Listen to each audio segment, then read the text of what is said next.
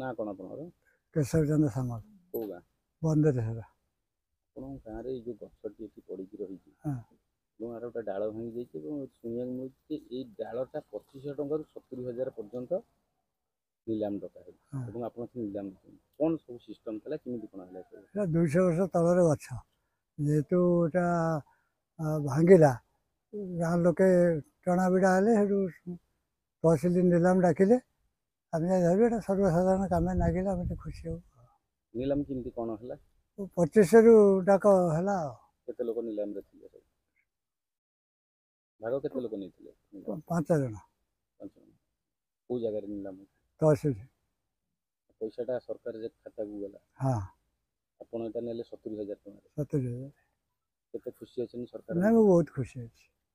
ଆପଣ ହଠାତ୍ ଏତେ ବାଟକୁ କାହିଁ ଗଲେ? କେତେ ଟଙ୍କା? ଗଲି ଆଉ, ପଇସା ସମୂହ କାମରେ ଲାଗୁ, ସରକାର କାମରେ ଲାଗୁ। ଏଟା 200 ବର୍ଷର ଗଛ।